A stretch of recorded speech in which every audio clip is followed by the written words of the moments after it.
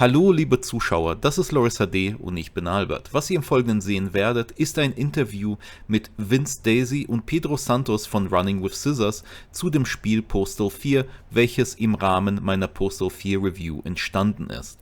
Dieses Interview wurde über Zoom geführt. Leider verfügt Zoom nicht über die beste Bild- und Tonqualität, weshalb ich euch bitte, diese zu entschuldigen. Ich hoffe dennoch, dass ihr dieses Interview informativ und interessant finden werdet und wünsche euch im Folgenden viel Spaß.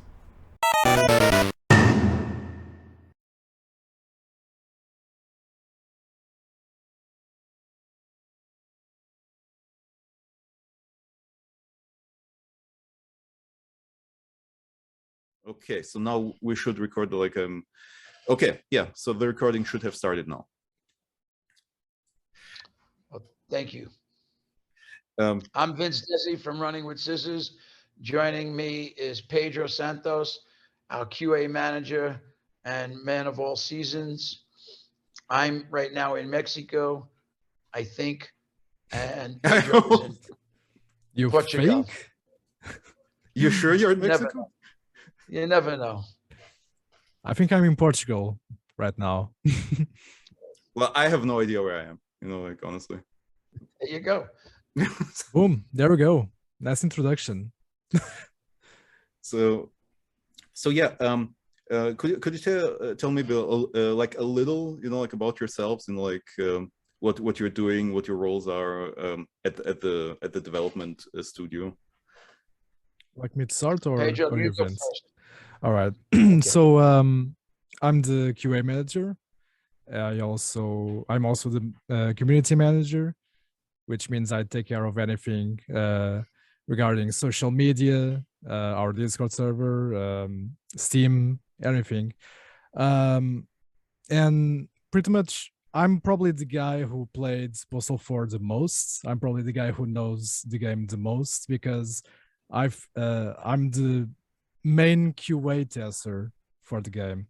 So if anything you think about the game like, oh, it's too glitchy, that's my fault because just kidding. But yeah, I'm pretty much I do a little bit of everything. I also do 2D art, and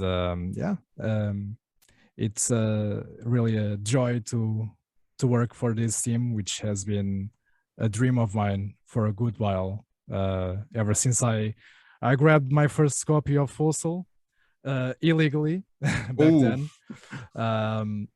That's how most of us started, that way. The games weren't as easy to obtain as they are right now legally. But yeah, it's been such a great pleasure working for this team and working alongside the veterans. It's just mind-blowing.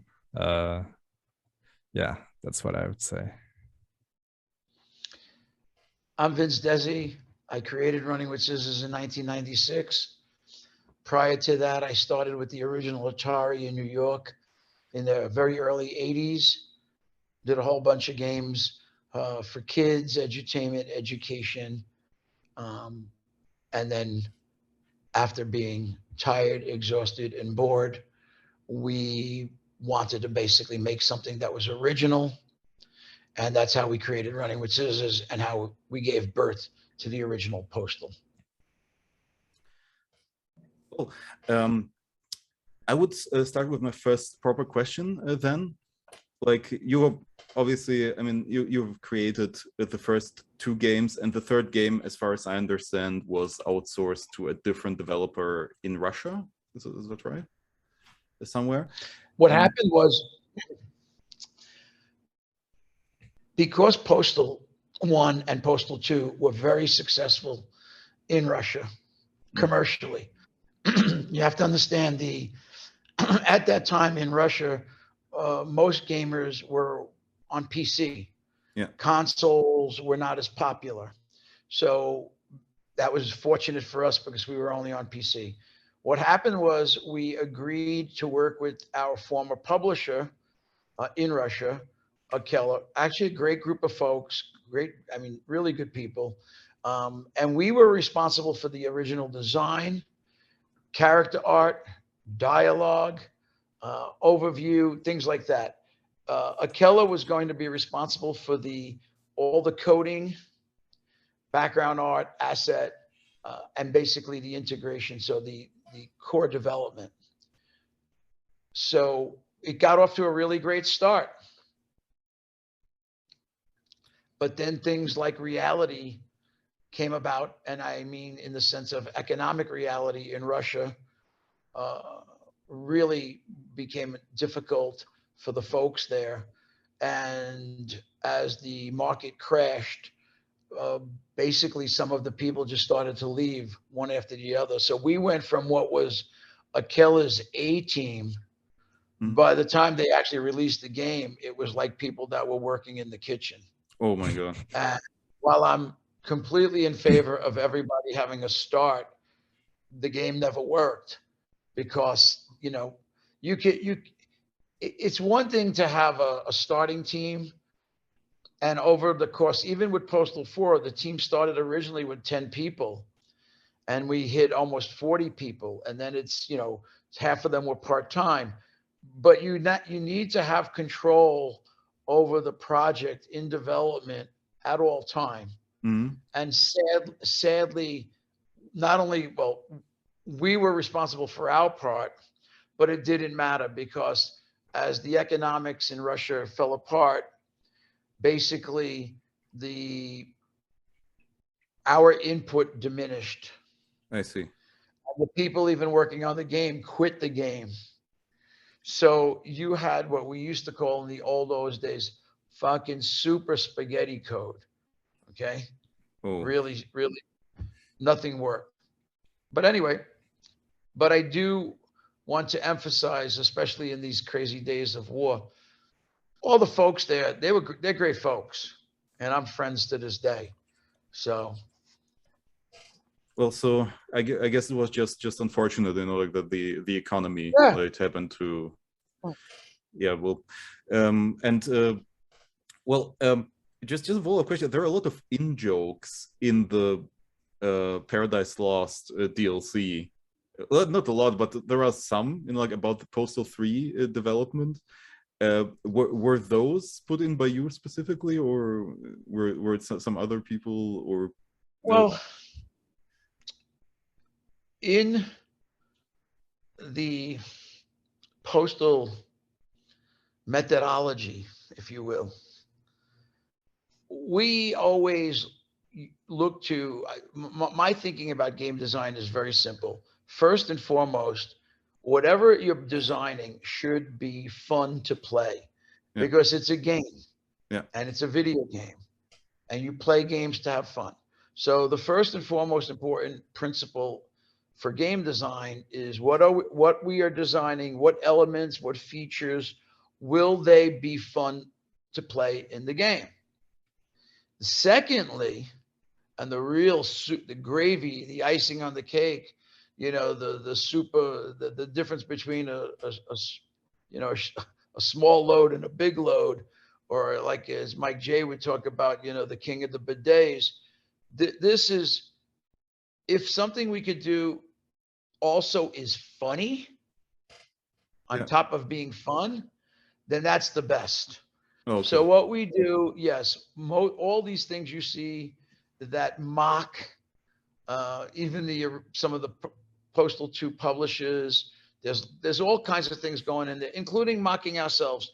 Yes, I mean, it's just, you know, and even look at Uwe Boll, you're a comrade, you know, infamous film director, who, by the way, I just read this morning, he's coming out with a new film. So again, well, this is well. I heard he released a book previously. Well, to be fair, I did recently do an interview with Uwe Boll in the same way, in the same context as I'm doing the interview with you, you know, like around the release of around the Postal 4 review. So yeah. So I don't know. I actually wanted to ask this last, but since the topic came up, well, he said he's waiting for you to send him the game, you know, so he can play it. How would you respond to that? you know, Uber is Uber. Uber had access to Postal 4 from the beginning.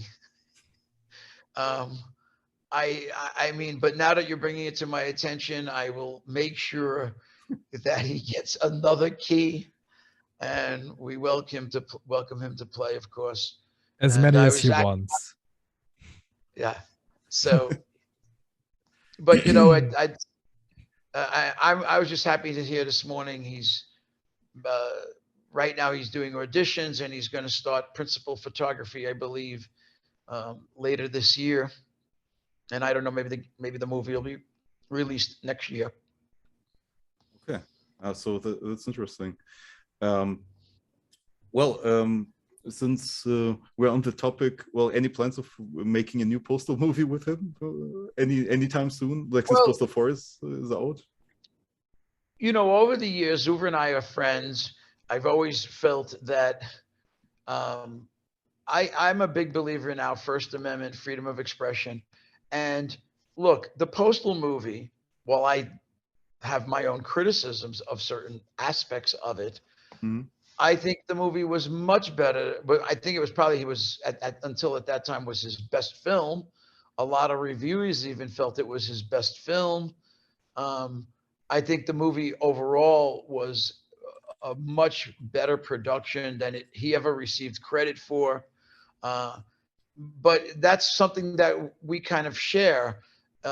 You know, no film review has ever really given him a break. You know, it's unfortunate, it's unfair, but that's also, look, life is unfair. Okay. Yeah. So you brush it off and you make the next game. You brush it off, you make the next movie. We've kicked around the ideas over the past couple of years, but we've been very busy, 100% devoted to Postal 4. Yeah. And there is actually a new movie coming out, maybe by the end of this year, early next year. And it's called Going Postal, The Legacy. It's an independent documentary. Oh. And so that, you know, that's our next movie. Oh. Although we're not the producers, we are basically honored to be a part of it. And as I always tell the producers, directors, it's a team, guys named Jason and Ted. I always tell them, this is your baby. You know, you're making the documentary about Running with Scissors, about the Postal brand. So you do what you want to do. I always ask only one thing, to try to be honest. Yeah. And by that, I mean, if you ask me a question and I answer it, print it or record it. Don't change it. Yeah. Well, I hope the documentary will be interesting to watch. I have seen the trailer for it, so there is like a short trailer for it. So I am very interested in seeing that as well, you know, because I'm always interested in the background information, how certain things like that are a little more outside of what you normally know, you know, like what you normally see, how they came to be. And it's exciting because it's it's a long history that Vince, for example, has been a part for since the beginning. Yeah. And he, more than anybody else, can say, oh, this happened, that happened. And there's so many different stories, so many things that nobody ever heard about that they will finally see in the documentary. So much space, so much room for these stories that people will engage people, certainly. Yeah, well, I am looking forward to it, to be honest. So I hope it will deliver at what is promised, and well, it sounds like it will. You know, like, I'm sure it will. They're doing a very good job, and Albert, I would even suggest, whenever you want, you know, down the road, interview Jason and Ted. I'll introduce you, and like you interviewed Uber, interviewed them.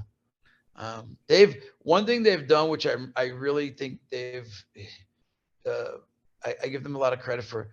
They have interviewed a lot of people that have worked with Running with Scissors, people that have worked with us in different business relationships. They've interviewed fans, they've interviewed cosplayers, they've interviewed people in the industry that I've never met, never talked to. So they've got a real wide overview of perspective. And I think that's really a smart thing on their part, because as a documentary, it's has a historical baseline. Yeah.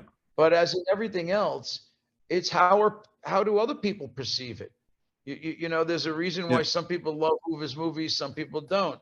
Some people love certain games, some people don't. And I give them a lot of credit. But yeah, I'll introduce you. I can introduce you. Oh, thank you. You know, I'll do it shortly, and then you guys could pick up on your own. Thank you. Thank you very much in advance for that.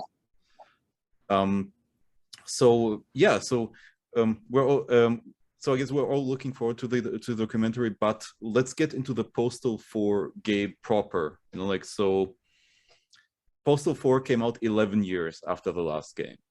So why did it take so long for it to be made? Well, I don't really consider it so much too long. Let me kind of step back. Running with Scissors is a company. Yeah. However, it operates as a team, as a club. Yeah. We have founding members, we have active members like Pedro, we have inactive members, people that worked with us over the years, but they're not working with us currently, or maybe they come back. We don't operate like a corporation with a development team where people are full-time, where we're planning what is next.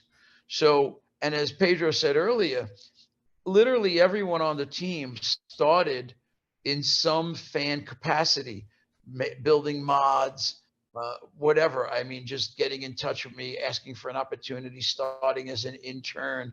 So it's a very loose arrangement. So since Postal 3, we took a break, and it was like, well, what the hell are we going to do? And we really had two goals. One was to redo the original Postal, which we did, Postal Redo, because, you know, the original Postal had a lot of technical problems, obviously. Yeah.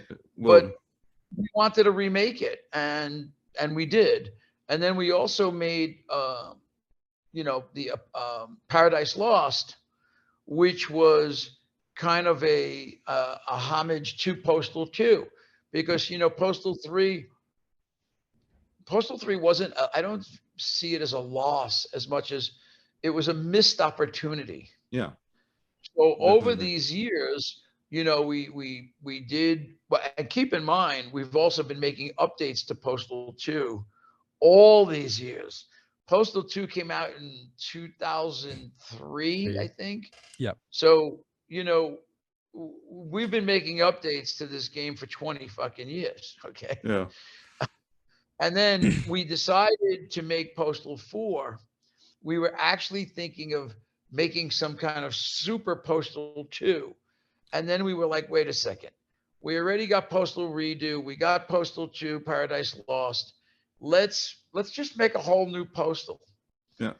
And so Postal 4 began literally, again, as an idea, a concept. Let's start doing it. And we were fucking around with it for about a year, just toying around, you know, learning Unreal, you know, the latest version of Unreal, getting better at it. And many of the team members are not heavily experienced. You know, I mean, there's a core group of us now that have been part of the company for 10 plus years, but there are a lot of guys on the team and some girls. Postal 4 is their first game. Oh. So when you understand the background of the company, I think that it makes more sense why it didn't take us 11 years. Yeah. We just decided to do it a couple of years ago. And being a small independent company, now that early access was a new delivery method on Steam, we said, well, let's do this, because we needed to raise money in order to add people, to the team, and it's been an ongoing process. Yeah. Okay, so I So see. that's So it was more like, okay, so I understand, like you weren't, so there was like no active like kind of company in this case throughout the 11 years. You took a break and then you got back together at some point, like, yeah, let's do it, and that's what basically happened. I wouldn't say we took it. What it is that there's a core group of us that Pedro's now part of. The projects evolve. Yeah. When you've got 8 people and you're still making updates to Postal 2, and then you're adding people to help us rebuild Postal Redo, and then we make a commitment to make Paradise Lost, and then it's like, well, we've had it's been so well received, it's working, and people have more experience. So then it was just I want to kind of be careful here. We didn't take a break as much as we just evolve. Oh, I see. And we continue. But a corporate game company has a 2-3 year plan minimal, and they've already got the next game. It's being worked on. None of that applies to Running with Scissors. Well, quite frankly, we don't have the financial luxury of building the team, to that degree. And so that's why we really what some people would consider hand to mouth, month to month. And that's why it really, I mean this when I say it, we really operate like a club. Yeah. More than a company. Oh, I see. And I don't think reviewers and most people out there that critique or whatever, they have no fucking clue. Okay. Yeah. A lot of people criticize company decisions regarding management, game development, anything, but only when they actually see backstage how things work, only then they can say, okay, that makes sense, or okay, that doesn't make sense. And a lot of people have this idea that game development is easy, but there's a lot of things that go just besides the games themselves. We do more than just that. We do the community engagement. We do a lot of things at the same time, merchandising, websites, everything. And there's just a lot of things that are done in those silent periods of time where it seems like we are not doing anything, but we are indeed working on something. Yeah. It's always a non-stop kind of thing. I think the other thing, Albert, like what Pedro's talking about, you take a typical game company, they have all these different departments. We are one department. Everybody does everything. Well, that's how it used to be back in the day, like, so that it was just like a couple of people that got together and made a game, and then there was no like corporate structure around that. So see, for example, if we are going to come up with marketing ideas, we try to get the whole team together and say, hey, what do you guys think about this? What do you guys think about that? And that's how it works best, because we got a lot of opinions. Doesn't make much sense to just split the whole team in different departments. That's one of the luxuries of having an indie company, because we don't have these big corporate mazes that some guys don't even do anything or they don't even know what they're doing there. But here we got the whole team engaged, not only just making a game, but also making sure that everything is operational and working as it should. Well, yeah, I hope whoever is watching this, will understand better, like how it works, why certain why the game was like when it was like released. I say like released, but it's like like the version 1.0, like why it wasn't the state it was, because it's kind of an ongoing process right now as well, as far as I understand. Which obviously you were very upfront about that, so I read the press releases and it was always upfront, yeah, look, it's not ready. We're doing the the polishing, like we're removing the bugs, etc. In a way, I'm sorry to interrupt there. Yeah, no problem. In a way, our games are never really finished. Postal 3 was released in 2003. We're still updating it. In fact, we have an update coming very soon. Postal 4, same thing. Yeah. We will support it as long as we can.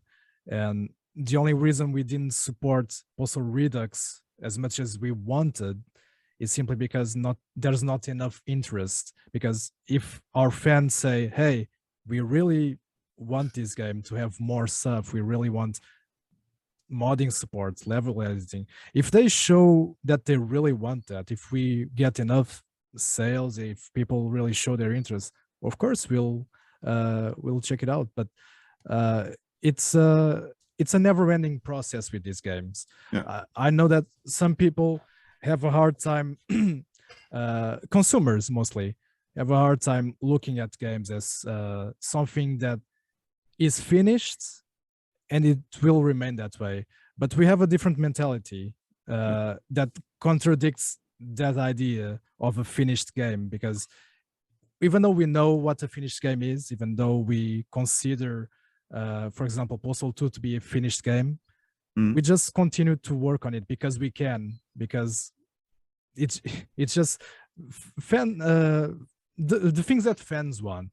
Yeah. If fans want more content, we'll add more content. If fans want improvements, we'll add improvements. It's just as a small team, of course, we have our limitations. Yeah. And yeah, kind of have to pick and choose. Matter of time. Yeah. For some certain things, but it's what we want. It's always what we want to do, to continue supporting a game for as long as possible. Yeah, it's always interesting. I think, like, to look like a little behind the scenes, and like especially because I've seen a lot of reviewers. Well, the version 1.0 like came out, I think, like 2 or 3 weeks ago. Like, I'm not really sure about the actual date. And I've been playing it before it was version 1.0. But you can see the different the differences. Like you can see the improvements right away after it was.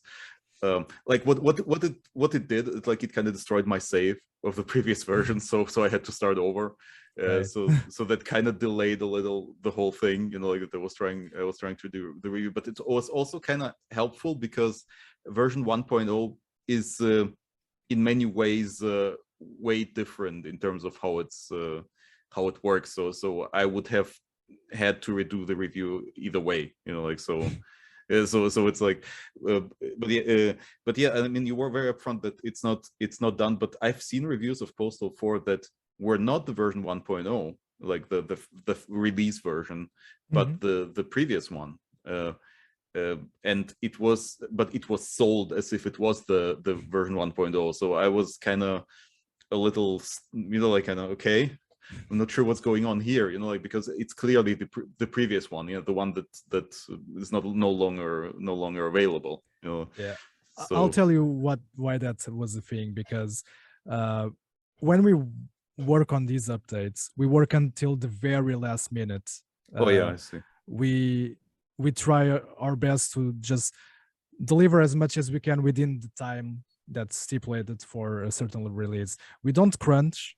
Yeah. But we really try to say, hey, let's add as many things as we can, so it's perfect, just perfect, right on time. Well, it's never perfect, but the best it can be. And what happened was we sent the press, well, basically what we had at that time, because the version they reviewed was the version we had at that time. And until from that point to 1.0, we just kept slamming updates after update, internal updates. And that's what made 1.0 better than the version that was reviewed. Yeah. Because we kept working on it until the very last minute. Well, yeah, I was kind of surprised because I asked for the key with the contact that I have, like for the key. and they sent it to me, but I knew like it's not the final release version. I was kind of waiting for the final release version like to drop, you know, so I could see what the difference is. I didn't expect to be that many, you know, like, but you know, like if so it kind of threw me off. But I knew it was not the final version, so but it seems there was some confusion, I guess, around that, you know, like, so from my experience. So yeah, because a lot of elements were added I didn't expect to be added. Like, I mean, people complain about the NPCs not getting angry when you get into the house, for example, but starting with version 1.0, they actually do that. So, you know, like, so things like that. So it's kind of interesting to see, especially every time I wanted to start the game, there was always an update, which was also very, I'm like, okay, like let's go through the log, let's take a look what was changed, because, you know, like, it's so you kind of made like my endeavor to review the game a lot harder for me. Sorry. but it was very, you know, like, but I guess in the end it was kind of a good thing, you know, like that it's that the 1.0 version was not backwards compatible, so I couldn't just go to the saves, you know, like just go play some sections. Instead I was kind of forced to go through the game again, which made me see, okay, you know, there are a lot more in-depth changes than I initially expected. So yeah, but yeah, thank you for that insight into the background of how it worked, you know, like, because a lot of people are unaware of that. A lot of people think, you know, it's structured like EA, I don't know, Ubisoft or something, you know, like, so that there is like this big company that's kind of making the games. Like, not everyone, obviously, the fans know it, you know, like, but yeah, it's I'll take. Can I eat them up here? Okay. Oh, my breakfast is coming. Oh, nice. Oh yeah, the time difference, you know, like, I'm like, I recently got off work, you know, like, so it's it's okay. I mean, I'm up usually really early. One thing I'm sorry for the interruption, but one thing I wanted a little more on the background of things. While we're in this, you know, uncontrollable development cycle, shooting for 1.0, which is really just a title, a label, we have to make a commitment earlier with Steam to get a date, to get on the calendar. You know, we work with some folks in public relations. They wanted to get keys to the established media in advance. And because we don't have a marketing budget, like, you know, look, some companies have $50 million to fucking market. Yeah, literally, we have, this is our marketing budget, is social media as our community. Well, what about the best kind of marketing? So we said, okay, we'll give you the keys. So we actually gave whatever the game came. The game 1.0 was on April 20th. I believe April 1st, 20 days before, we gave the media keys. Oh, okay. So that 20-day period is the difference of like being, you know, crawling and running. Yeah. Okay. And then on top of that, you had a lot of these people, you know, they race to do their review. They want to get their score up. And then sadly, many of them only played the first day or two, which were the weakest in the game's overall structure. Yeah. Because every time we added a day, Tuesday, then Wednesday, Thursday, Friday, the game got better and better and stronger. And it was our intent, and we're going to do this. We are going back. Each day is only, there's so much more that's going to be added to each day. So, you know, look, does it suck? Yeah. Is it unfair? Yeah. But, you know, in the big picture of things, this is our process of development and being an independent self-publisher, we don't fit into the wheel of the corporate video game publishing model. Yeah. And yet we have to still participate in it because we need to make the game available on as many platforms as possible. And then, and Pedro, even just give Albert a quick hit on since 1.0, there's been 4 updates, I think. Yeah, I Or- noticed, and I was kind of, you know, like I kind of dreading the updates because I have to go through the changes again, you know, like so. Well, we're working on the safe. That's also getting updated. So you're not going to have that issue of the save crisis. Actually, I think it's the last update, if I'm not mistaken. It should be fine. It should. Okay. Now, the thing with the leaving early access was, by leaving early access, we were telling people, hey, you guys can finish the game from beginning to end. We believe the game is content-wise, story-wise finished. Not to mean that doesn't mean we are not going to add more content to it. That doesn't mean we are not going to continue improving it. So leaving early access was pretty much us saying that. Pretty much. That doesn't mean okay, we are not going to add more cool stuff. Of course we will. That's how we roll. In these 4 updates, we already added the suicide button, which was a highly requested feature from the community since it was already in previous games. Plenty of improvements, plenty of crash fixes, features. We are still going to add the police outfit in the next update, along with police chases with scooters, which will be very fun. I think already it is on Twitter. Yeah. And yes, they are pretty good considering a certain game that released recently and didn't have those. And yeah, I mean, we will continue to work on this game. Leaving early access doesn't mean that much for the consumer, because even if we stayed in early access, we will still work on the game either way. Does it suck for those who expected a finished game, a proper game that is glitchless, doesn't crash, performs perfectly? It does. We understand that, but we are still taking it to a port house. They will be optimizing the game, not just before porting to any console. We want the PC version to be as good as they can. So they will optimize the game.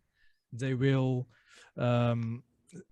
tell us, okay, this is what needs to be fixed. This is what needs to be changed. And then the game will hopefully work perfectly on most devices. That's one of the end goals here. The game to work well and to load well.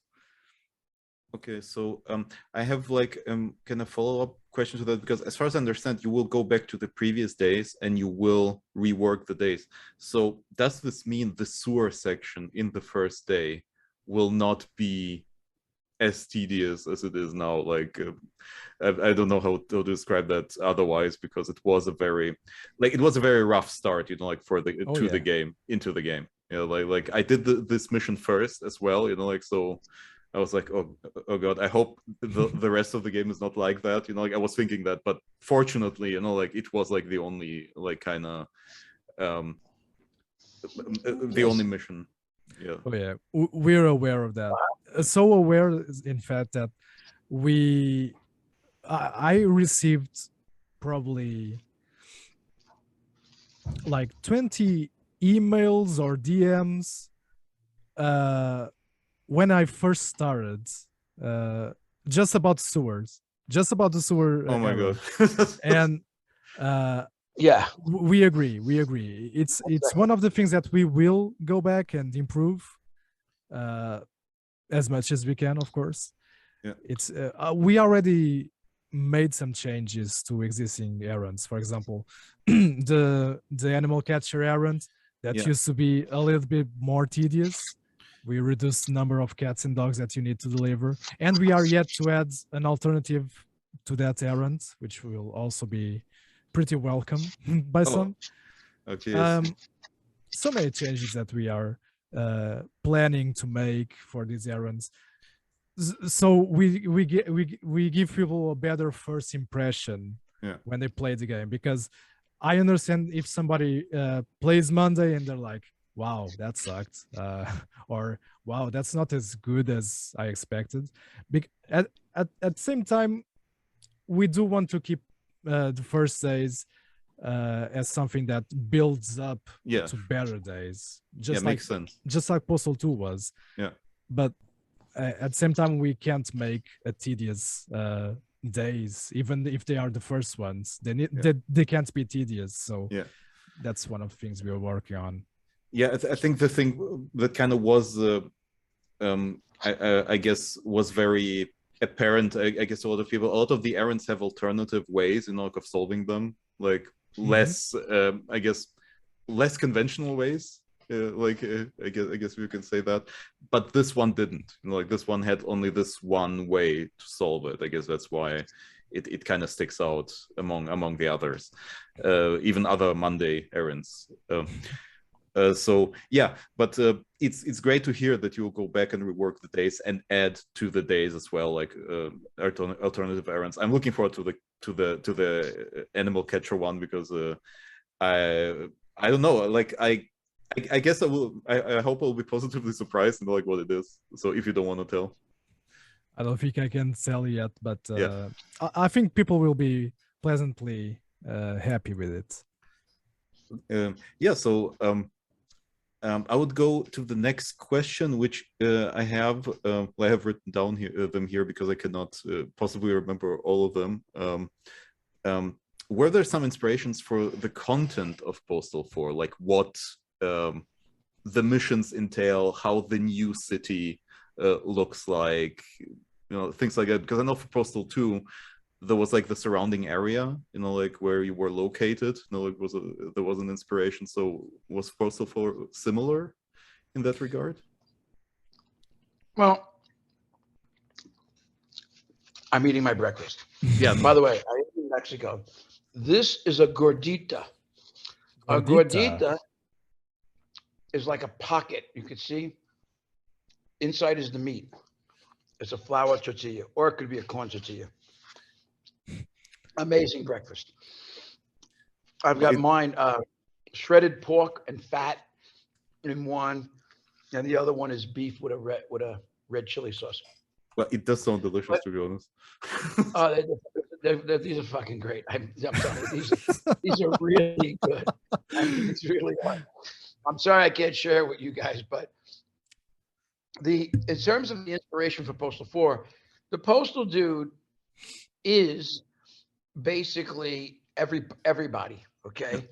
And in today's crazy day of gender, this, that, and pronouns, the reason the Postal dude is the Postal dude and not John, Harry, or some other name is because it's designed so that everyone who's playing can experience the persona of that character. Now the character in a traditional sense is a white trash dude living in a trailer in Arizona, and he's got a pit bull named Champ as a pet. But obviously through the saga of postal history and nuclear explosions, etc., he finds himself in a new town called Edenson.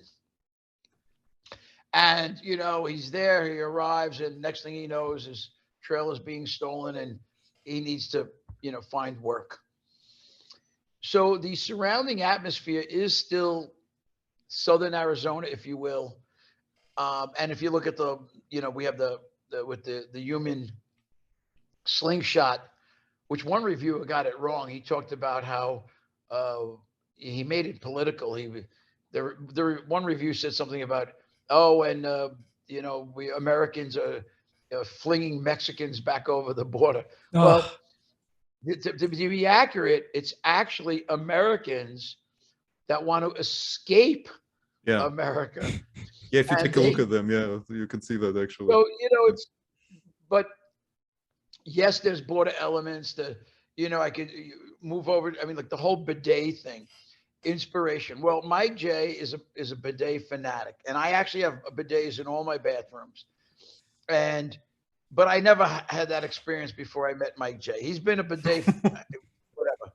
So things got carried away, and I mean, there was the Game of Thrones influence, So we have the paper. Basically, you got toilet paper people against bidets. I mean, so inspirations were you know, toilet paper issues, Game of Thrones issues, Mexican border issues. When you get to Thursday, where we have Coney Island, you know, we introduced a new character, Yeah. Coney. Now, I don't know in the German language, but Kunny is kind of short for actually a word that's, you know, the proper word in my generation was pussy. You know, pussy's a beautiful thing. Oh yeah, pussy. German viewers will understand the word pussy as well. You know, like so I think you're safe. Yeah. So, but somehow, you know, we got Crotchy, the ball sack. Yeah. So his girlfriend is going to be Coney. Yeah. Coney with a K. Now, Coney Island is a real place in Brooklyn, New York, that I grew up in. And it's a world famous amusement park. And there's a roller coaster called the Cyclone. It's world famous. I mean, obviously, yeah, I remember. By today's standards, it's nothing compared to high tech roller coasters. Yeah. But so here we have, you know, the Postal dude finds himself, you know, with a certain mob triangle thing going on, and he's in Coney. So I mean, this is crazy, funny stuff. Another person had asked me something about, you know, that they thought Coney was childish and we were immature. And I was like, are you fucking kidding me? I was like, you're taking serious. We've got a war, because they had made the comment about, well, they were disappointed Postal 4 wasn't outrageous enough. I said, well, look, first of all, we don't strive for outrage. We don't go into this thinking, hey, what can we come up with that's outrageous? Yeah. I told you, we think of things that we think will be fun and funny. If you don't consider a vagina walking around in a game funny, then that's okay, because look, we don't make games that are made for everyone to enjoy. Okay. This is not Mario. Yeah. Okay.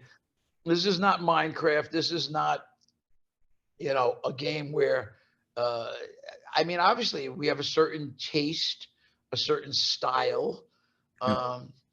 And then, you know, another comment I thought was really funny was toilet humor, sophomore humor. Toilet humor. We got fucking up. Did you see the size of the bidet where Mike J's mansion is? You want to talk about toilet humor? I mean, Albert, I take all of this and I just let it ride. Yeah. Okay, so it's interesting, you know, like so there are still like real life influences. Well, I didn't know Mike J loved bidets as much. I really thought it was just invented for the game, you know. If there's a word for loving bidets, like there's a word for bronies, or I don't know, he would be that. Okay. Okay. He's a big bidet lover. So does his house actually look like in the game? Yes. Oh. Absolutely. including the giant toilet with the bidet and everything. Oh yeah. And it has a swimming pool on that toilet. So yeah.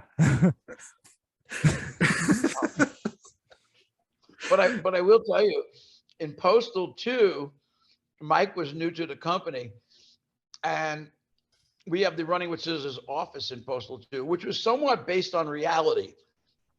That was a version, you know, there was a lot of reality rooted in that. And I'll never forget, Mike comes in my office and I said, well, you know, we're building out the levels, and I'm going to have my office, and I want you to have an office. And Mike said, he goes, I want my office to be in the men's room. And I was like, oh, see, Albert, this is true stuff. And I was like, you want your office to be in? He goes, yeah, man, it'll be cool. He goes, put my office in the men's room. So, you know, there you go. Wow. Origin stories great. right there. That's great. It was a great idea. I thought it was so hilarious when I played for the first time. Like, I mean, you went all out with the bidet stuff, like the mall, in the mall, you know, like the I think it's like an exhibition of different bidets or something, you know. Oh, like, that's his shop. Yeah, He used to. Here's the thing: we have a whole day dedicated to bidets. Okay, Yeah. that's Wednesday, which Mike called Wednesday Day. And we also had that shop for Mike J's bidets, which we decided to eventually move to the mall. Oh yeah. So it's now a radio station building, but it's still pretty funny to have his own shop there in the mall for people to go there and try a bunch of different bidets there with dildos and whatevers.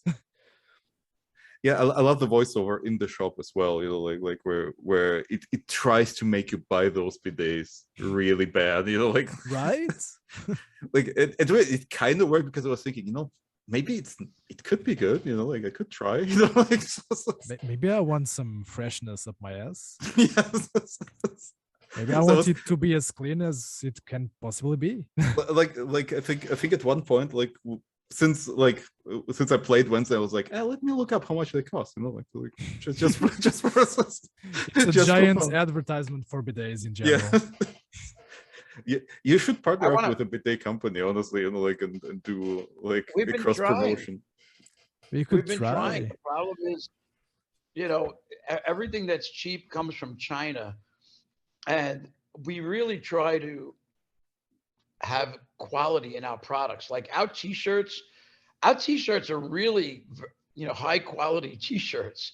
Our metal signs, they're real thick metal gauge. Yeah. You can cut yourself with those. Oh, good. Nice. To get a good bidet, it costs a lot to get a good bidet. Well, that's true, you know, but who knows? Maybe at someday it might happen. We'll see. Like, who knows? Eventually. But on topic of the humor, a lot of people think that we've gone soft or we've gone woke with Postal 4. I completely disagree. I mean, the idea from anybody who worked in Postal 1 and 2 was we don't make a game specifically to offend. That's pretty much what Vince already said. Yeah. We don't try to find ways to offend people. We don't try to piss people off. We just think this is funny. We'll add it to the game. Sure. I mean, we could remake Postal 2 and not change a single thing. That's how much our mentality has changed. I mean, the only thing that's changed is the stories we have behind us and pretty much the experience we've gained so far. I mean, I haven't been in this sim for a long time. I haven't, but even the short amount of time I've been here, I felt like I've learned a lot. I've learned a lot from those who really know a lot of things. Even though we are a small team and we have our limitations, I feel like I'm dealing with people who are competent, talented, very talented, absolutely. So yeah, humor is one thing that will never please everybody, no matter what we do. But at least we are still the same guys. We are, I mean, well, I wasn't participating in Postal 2, but we still have that same mentality. I mean, Postal 2 fans, Postal 1 fans, those are the ones working on Postal 4 right now, for what it's worth. Yeah, I've seen there is like the developer from Eternal Damnation, right? Like on there as well, like from this mod for Postal 2, like a total conversion, I guess, of Postal 2, if you will. We got Nick from Nick's Co-op, who made the co-op mods. Yeah. We got a bunch of people from the modding scene. So it's nice to see, you know, like that the fans like kind of still supporting the game in a more direct way as well, you know, like in actively in the development, you know, like so like I've seen there will be a co-op for Postal 4 like added in this time, like officially, instead of being a mod. So you know, it's pretty exciting, you know, like to see where the game will go, you know, like so I know I will definitely revisit the game at some point, you know, like when enough time has passed after this review, you know, like so to take a look what changed, you know, like how it is now, you know, like so it will be very exciting to see. I hope so.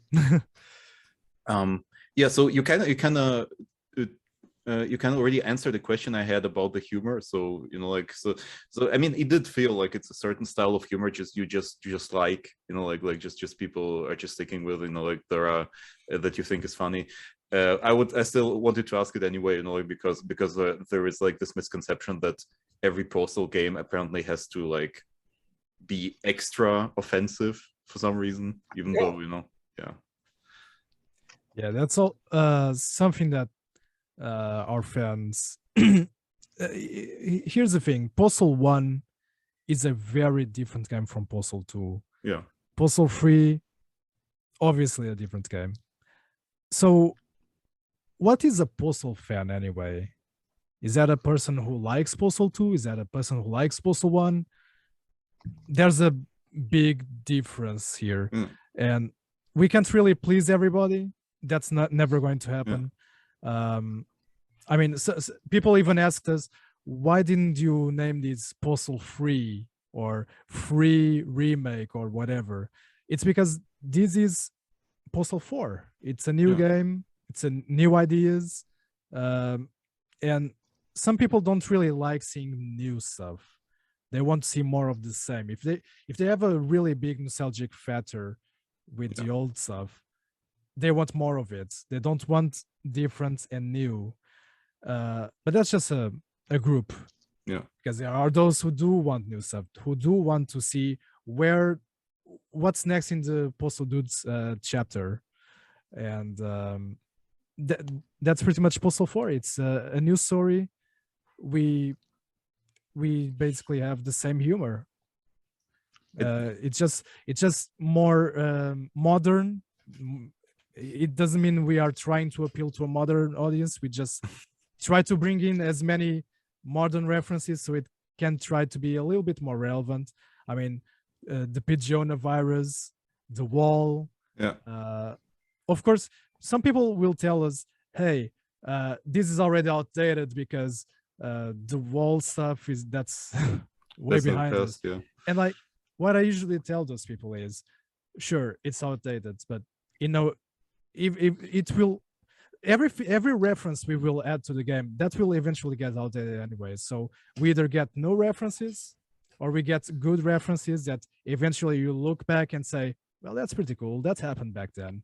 Just like Postal 2 with the 2003 references. Those are still funny. And people like to look back at those references and be like, that's cool. That's pretty cool. Yeah, so that kind of the feeling I kind of got as well, and like just what feels like it's fun, like just add it in there and see what happens. Like, so, yeah.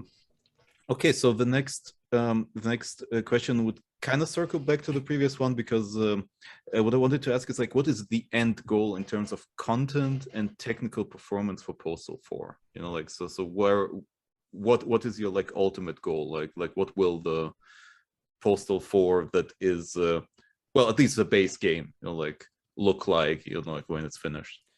Well, first of all, we want to be sure the game runs for as many people as possible. We want people with toasters to play the game. Okay. We want people with pregnancy tests to play the game. That's our main thing here. Well, they can run Doom, like so. But can it run Doom? Yeah.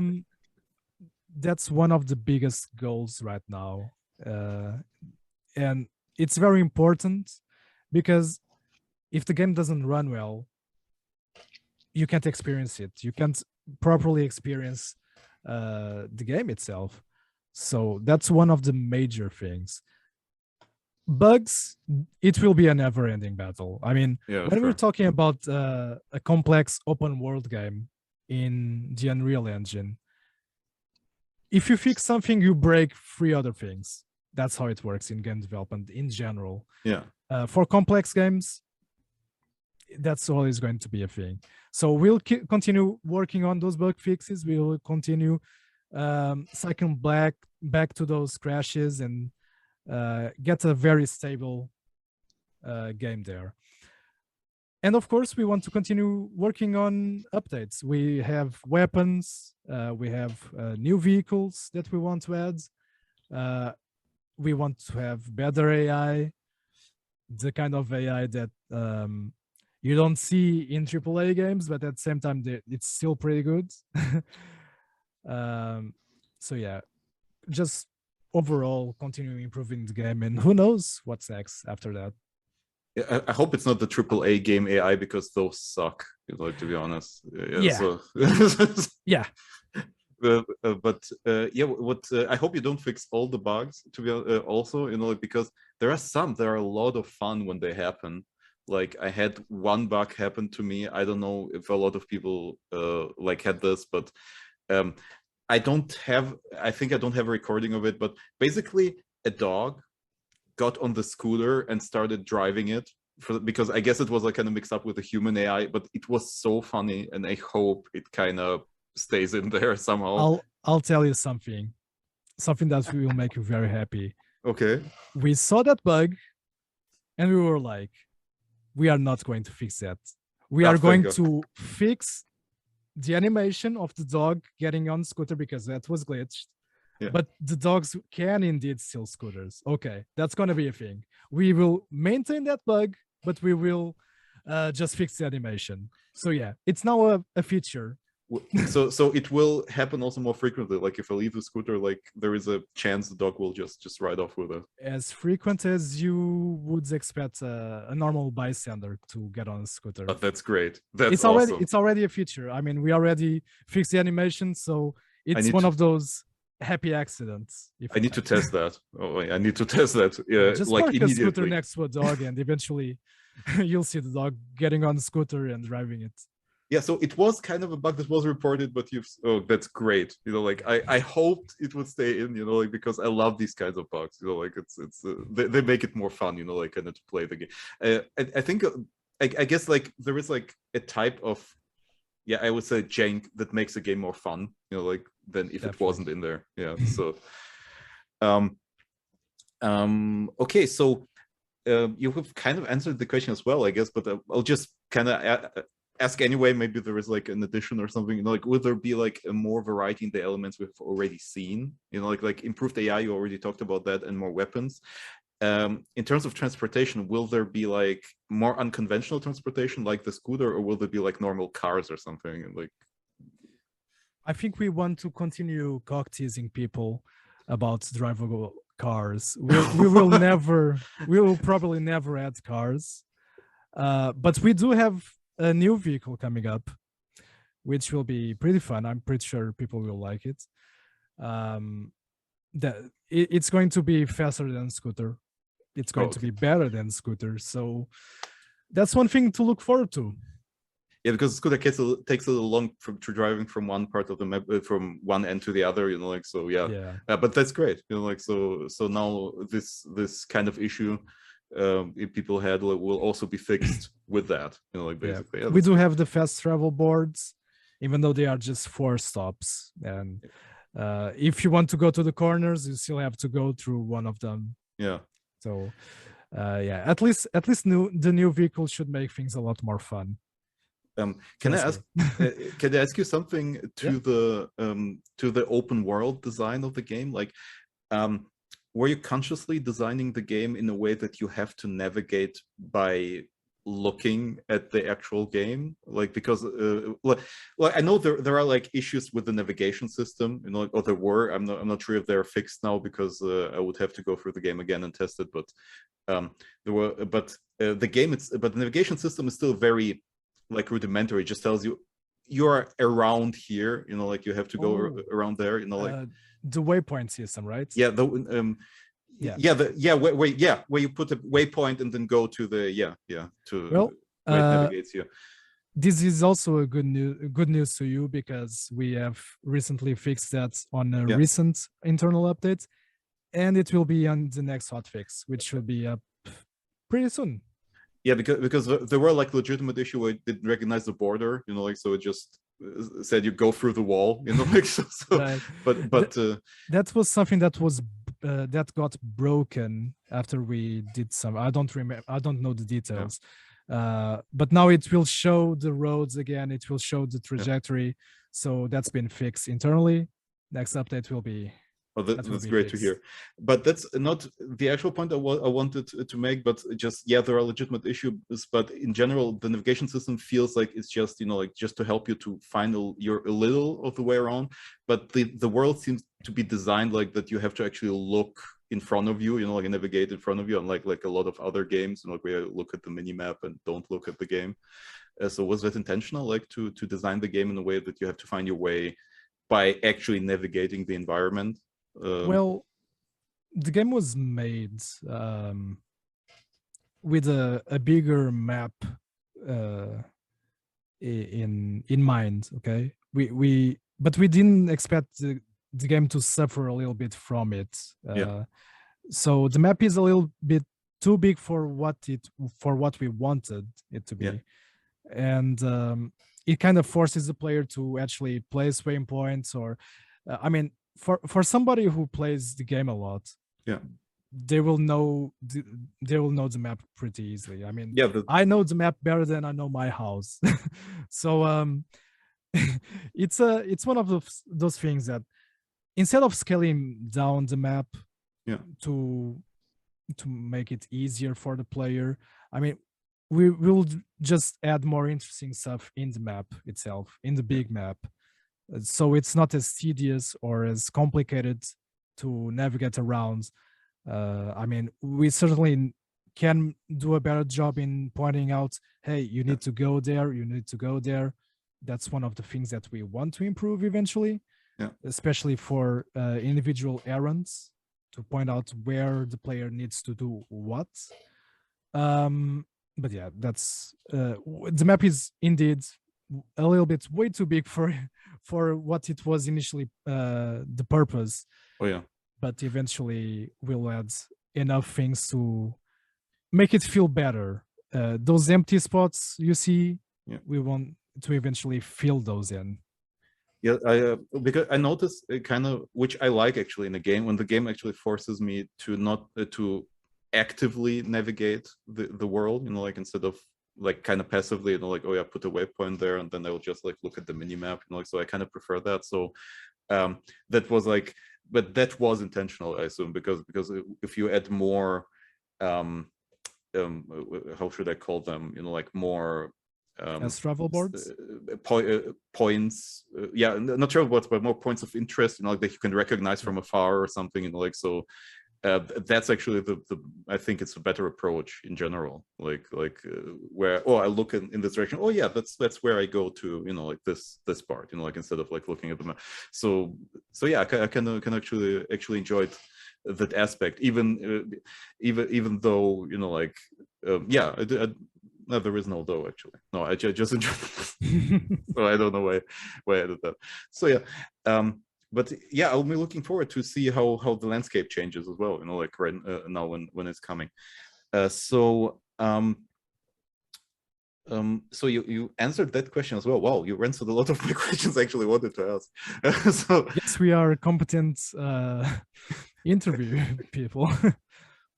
Yeah, so I guess there is the question is like, will there be a weekend at some point?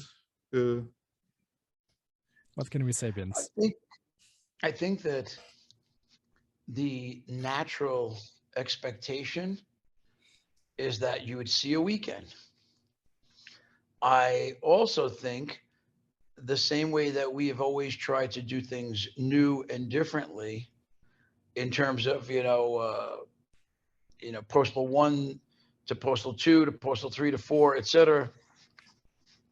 I wouldn't commit today to what comes after. Okay. Because right now, the main goal at present is all the bug fixes, updates. There's a lot of new features that still have to get implemented. Then, of course, underlying all of that is absolute optimization. And then we're going to start piggybacking and co-implementing the porting to console. So we've got enough going on for the next year. Yeah. And in our typical style of not planning that far ahead, yeah, I'm completely open to a Postal 4 weekend. but I'm also completely open, as you know. Postal Brain Damaged is coming out in June 9th, and that's a boomer shooter. That is the very first spin-off of the Postal brand, not a sequel. It's its own world, its own game. And so anything is possible. You know, I mean, will there be more? Yes. How, in what style or sense or capacity? I have no idea right now. We haven't thought about it. Okay. So, and you know, and we have other things. You know, we're talking to companies about. There's a postal card game. There's the documentary film. There's a coffee table book. There's a comic. There's a vinyl. I mean, there's a lot going on. So we're kind of juggling all of this. But the team, the dev part of the team, will always. I mean, look, like Pedro said, shortly we're going to have an update to Postal 2. Okay, and something else people like. Well, not everybody immediately realizes this, but some do. You know, people make a comparison. Oh, in Postal 2, this worked better, whatever. Well, Postal 2 has been getting updates for almost 20 years. Yeah, well Postal 4 is like a premature child that we shit out at 7 months instead of a 9-month normal delivery. You know what I'm saying? So, I mean, I don't even consider Postal 4 right now a 9-month, normal delivery, in terms of using the baby analogy. So much more to come. And I think in terms of new content, what might be relevant to some ongoing event, I don't know. I mean, we don't, I've had people ask me about how come there's no terrorists? Like, we need more terrorists. Well, I don't know. Maybe we should add, there's so much you could add. But again, like what Pedro said, we don't really sit around thinking about what can we add that's going to, be timely or politically correct, or politically incorrect. Pretty much what you see is what we just kind of, it's like jerking off, having fun, and we throw shit around, and some of it sticks. Yeah, I understand. I mean, that's really it. I'm trying not to simplify it, but I've seen how large corporations, EA, Activision, I've worked with those companies historically. They operate like, like an oil company. Okay, they're major corporations. Yeah. The creativity and the individuality is almost non-existent. So, the example you gave before about the dog on the scooter. Yeah. Well, that would have never been that bug would have never been allowed out. That would have been corrected before it was ever released in a corporate world, because it wasn't part of the document. It wasn't part of the checklist. Well, our plan is we just go. Our checklist.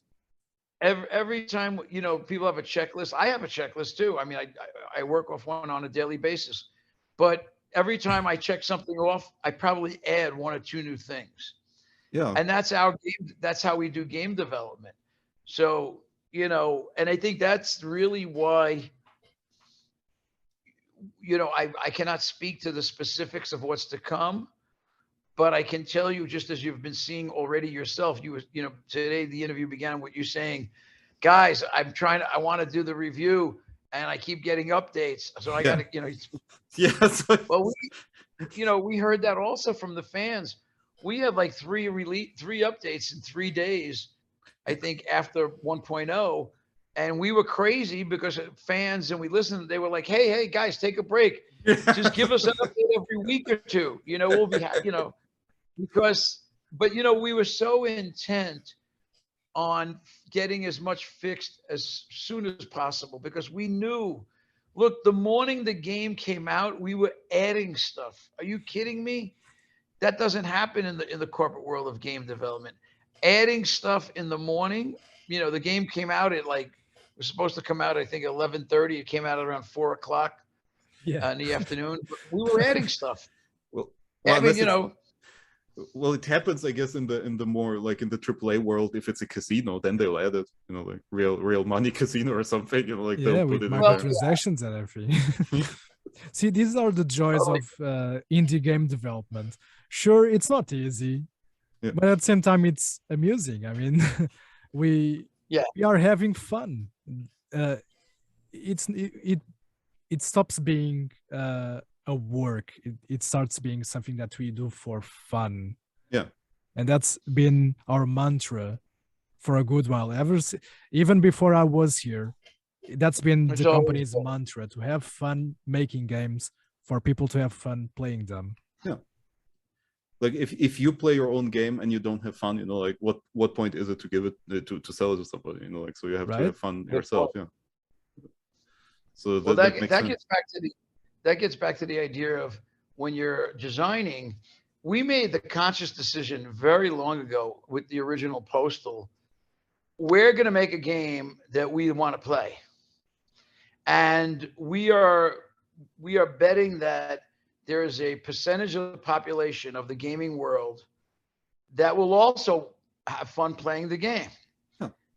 It's not going to be 100%. It's not going to be 90%. It's not going to be 50%. But the people that, you know, are going to play it are going to love it. You know, and that's kind of stuck with us all along. You know, being my role in the company as the executive manager and producer and whatever. And Pedro will tell you, I am not into micromanaging. I don't even, you know, people say, oh, you got a long leash. Fuck that. I want people to live and breathe as freely as they can, because the natural creativity is the gold. If I was to have to say, okay, guys, I want in level 4 a racetrack, I want it to do, if I was to lay out all these parameters or prerequisites, well, then the team is really just implementing. They're not creating. Yeah. And that's a big difference between indie developers and corporate developers. And I'm not faulting them. I mean, look, it's no matter how you're doing it, it's not easy work. But I believe that the best comes from an individual who is free to think, not having to wake up and having a list of what to do. Of course, we all have lists, and of course, we are working together as a team and integrating. But I kid you not. I mean, I can tell you, everyone on the team is creative. Everyone on the team comes up with an idea. Everyone on the team, you know, was it yesterday? I think and we have the team chat. You know, people post different things that they came up with, whether it's an idea or some new graphics, some new images and things. These are not things that they're told, okay, we need 10 versions of this. No, this is an artist on the team thinking, hey, I want to make this. This is going to be cool. Let me make 4 versions of a certain item, for instance, glasses, okay? Yeah. That kind of creativity is what actually keeps all of us going, what keeps me going. I'd be bored to death in a corporate environment. I mean, it's not who I am. My personality wouldn't. That's like, you know, for me, if I had to get a job, it'd be like committing suicide. So, you know, and I've also been asked the question over the years, oh, well, why haven't you guys gotten more investors? Why don't you grow the team? Why don't you, you know, you guys should have 200-300 people. Really? Do you really think that we would be able to do what we do with corporate money behind us? No. You know, it's just, the answer is no. So, You know, look, there's lots of games out there that, you know, will do well, will make people happy, and I'm happy for the developers. Let it be. You know, it's not who we are. I find it also very interesting. Albert, anything else? Because I want to go to the toilet. Yeah. So there is like a last question actually that I have here is like initially it was just you had just John St. John voicing the Postal dude, but later, you know, like you decided to add the two previous Postal dudes in as well. Was it decision because the fans demanded it, or did you think, oh, it would be nice if you could just switch the voice to a different version? From the very beginning, I've loved the original Rick Hunter characterization. From the very beginning of Postal 4, we thought about what could we do that's new, that's different, because we always like to try something. John St. John was an obvious, you know, possibility. Mm-hmm. But what we did was we wanted to not tell everyone that we had Rick Hunter and Corey Cruz until after. I see. So that was by design. And now also we have Zach Ward, you know, from the movie, child actor who was the Postal dude in Uber's movie. Yeah. So that's going to be an option. This is awesome because yeah, I wanted to ask whenever there were plans to add Zach Ward in some kind of way to Postal 4 as he was added to Paradise Lost, I think, was it, right? Where he had like a minor role. So if there was a plan, because I really enjoyed his performance in the movie, so you know, just if you would continue the tradition. But that answers the question.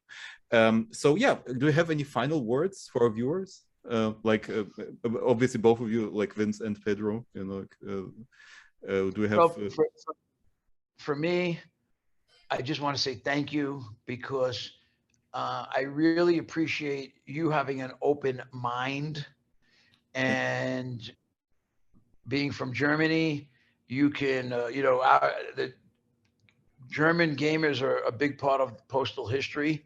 Yeah. We have a lot of fans in Germany, so we really appreciate the support. And to your YouTube world, your audience, like I've always said, especially today more than ever, the world's in a very fucked up state. So always remember, you know, love your family, your friends, and play games. Enjoy playing the games, and keep violence in games where it belongs, not on the streets. Pedro? Those are my dogs saying thank you. Thank you. So I'm translating for my dogs. Thank you for the fans. Thank you very much. Okay, there we go. Yeah, that's all I want to say. So yeah, that's ditto pretty much what Vince said. We would never be where we are without the fans, and this is weird coming from a guy who started as a fan of Running with Scissors. But all I can say is thank you so much, and we hope to make you proud, to continue making you proud with this project and the future ones. Yep. Thank you for being here. I wish you a nice weekend, both of you, and I wish Vince a speedy recovery from his injury. Thank you. Thank you, man. Albert, you take care. We'll talk soon, and I'll introduce you to the guys from Jason and Ted. Thank you very much. Take care. Pedro, talk to you later. Thank you. Talk to you later. Thank you so much, man. Goodbye. Bye-bye.